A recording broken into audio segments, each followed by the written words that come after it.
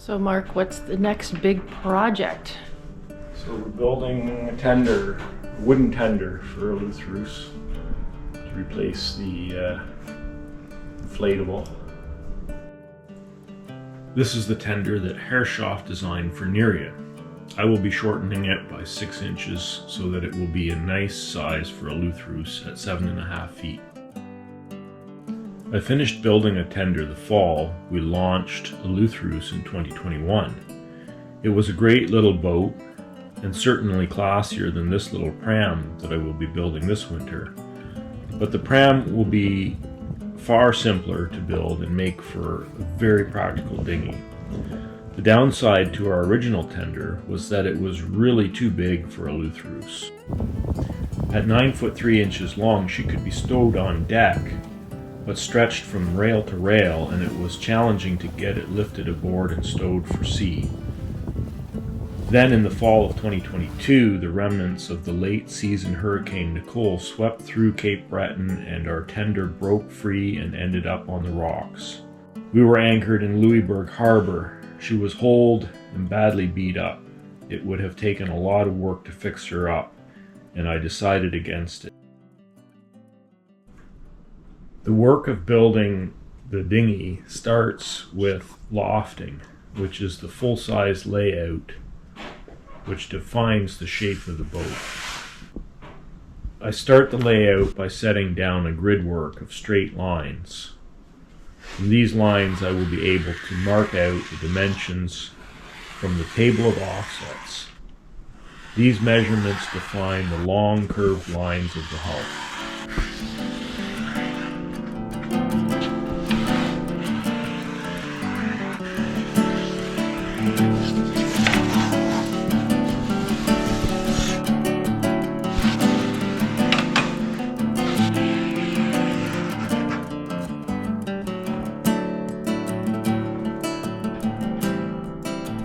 I'm going to lay out all the measurements on here,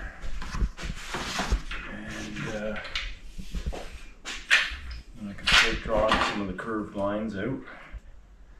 1 foot 1 inch, 6 inches.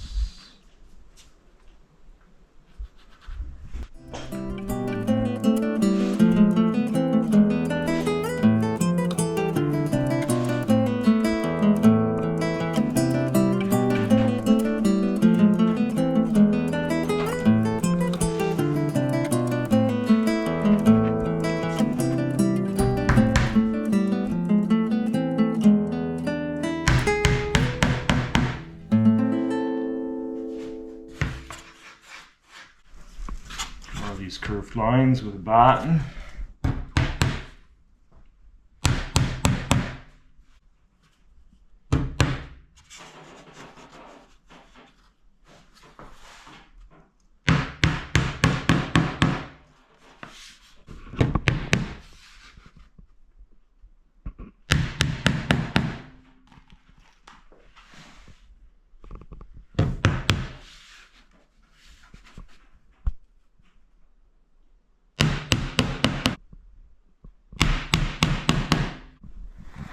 Full-sized lofting of the hull makes for a much more accurate build. It is possible to lay out the sections directly without drawing the long lines. However, there is a lot of building information like bevels that can be taken from the long lines. It really takes the trial and error out of the process.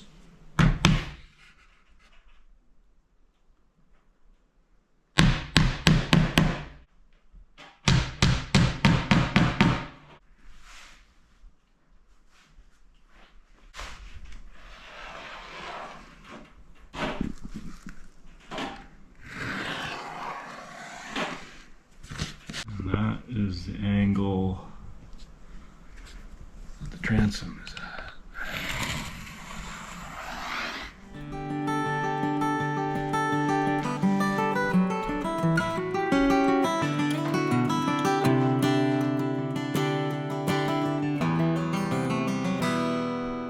I have drawn now on this piece of plywood all of the long fore and aft lines.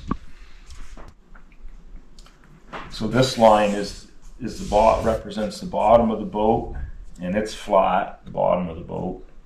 And then this line represents where the lap is on the side, because there's 2 planks on the side, and that's where that lap runs. And then this is the shear line of the boat. And then, so that's the side perspective. And then the top perspective, this represents the bottom edge of the boat, the bottom corner. And then this is where the lap of the 2 planks are on the side. And then this is the shear line.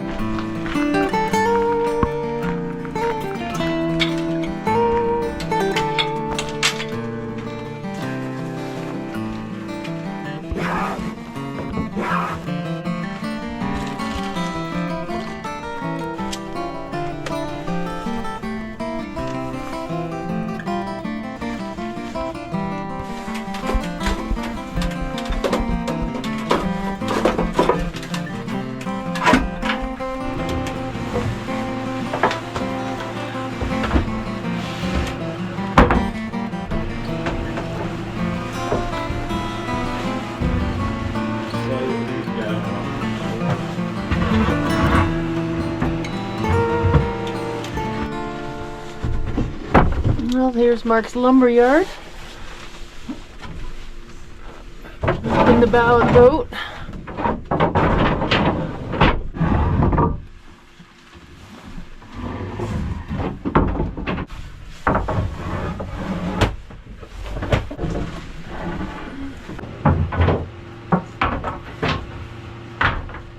So I just dug this wood out of my lumber yard up forward here, and this is all white oak, and it's going to get used for frames for the new tender,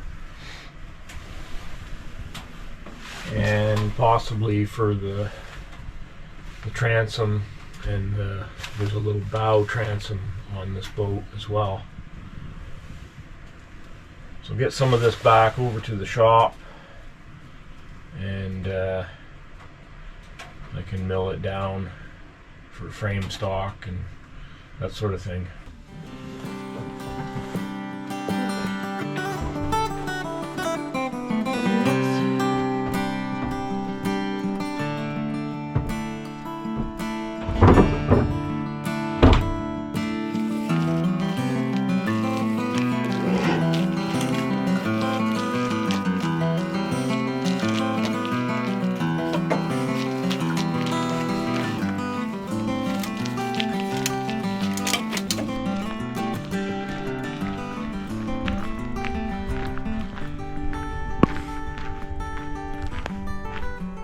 Teresa E. Connor is out of the water in the shipyard here, getting some work done.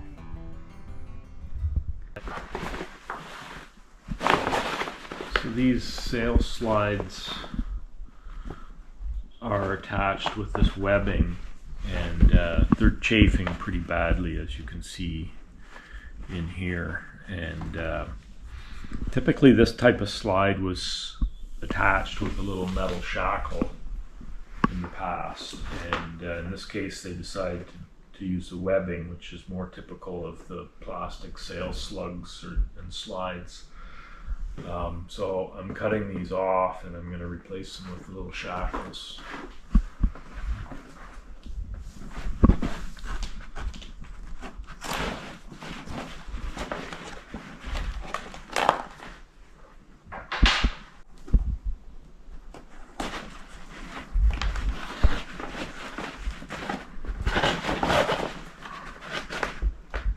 This one's in really bad shape.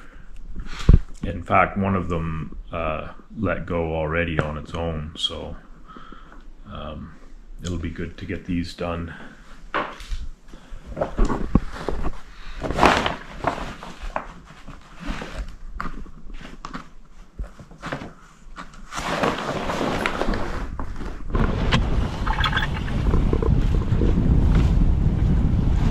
going to head for the lighthouse. Know where it is? Yeah.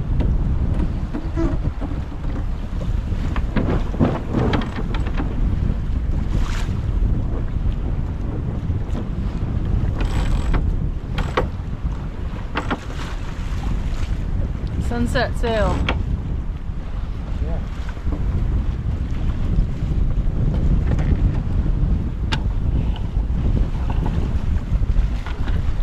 Actually, I can't quite see the lighthouse, but I'm guessing where it is. You should see it.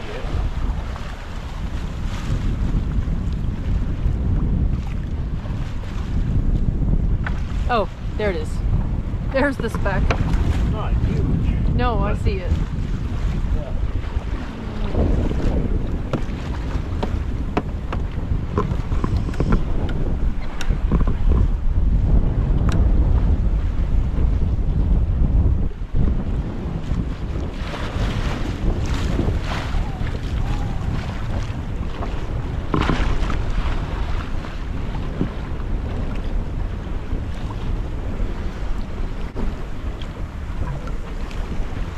Please like, subscribe, and comment. It really helps us out. Thanks for watching.